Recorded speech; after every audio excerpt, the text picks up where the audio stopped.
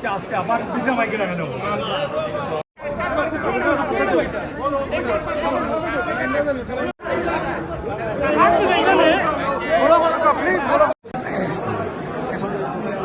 প্রবাসী বাঙালিদের অহংকার আমাদের প্রিয় নেতা প্রবাস কল্যাণ এবং কর্মসংস্থান মন্ত্রণালয়ের মাননীয় মন্ত্রী জননেতা শফিকুর রহমান চৌধুরী লন্ডনে এসে পৌঁছেছেন। এখানে হাজার হাজার নেতাকর্মী তাকে যুক্তরাজ্যে স্বাগত জানিয়েছে। যুক্তরাজ্যের বিভিন্ন শহর থেকে নেতাকর্মীরা এসে উপস্থিত হয়েছে তাদের প্রিয় নেতাকে স্বাগত জানাতে। আমরা এখন এয়ারপোর্টে তাকে সম্বর্ধনা দিচ্ছি।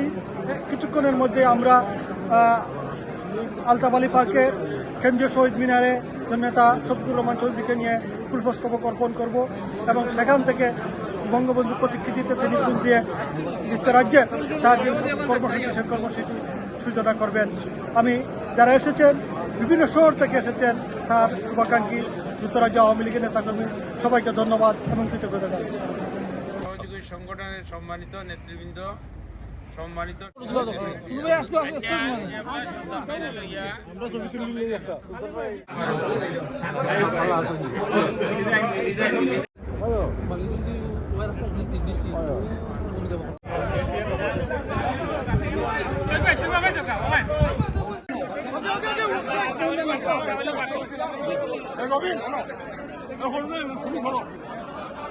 আজকে যে আপনি ফুলের সম্বর্ধনা পেলেন, নতুন মন্ত্রী হয়ে আসলেন, প্রথমবার সফর করলেন।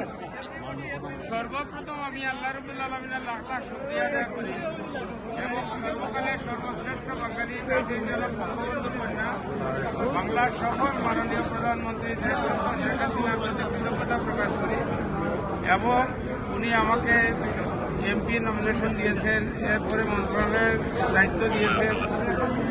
সেই দায়িত্ব পালন যাতে সুষ্ঠুভাবে করতে পারি তার জন্য আপনাদের দোয়া প্রার্থনা করি এবং বিশেষ করে যুক্তরাজ্য আওয়ামী লীগ, লন্ডন আওয়ামী লীগ, অঙ্গ সহযোগী সংগঠন সহ যুক্তরাজ্যের বিভিন্ন শহর থেকে আগত সকল নেতৃবৃন্দকে আমার ব্যক্তিগত পক্ষ থেকে মাননীয় প্রধানমন্ত্রীর পক্ষ থেকে সবাইকে জানাচ্ছি মুজিবের শুভেচ্ছা এবং কৃতজ্ঞতা প্রকাশ করে আপনাদের সাথে বিদায় নিই। এখন আমরা যাব আলতাফ আলী পার্ক, বঙ্গবন্ধুর প্রতিকৃতিতে মাল্যদান, এরপরে ব্রিকলেন মসজিদে আমরা একটু চা নাস্তা করব।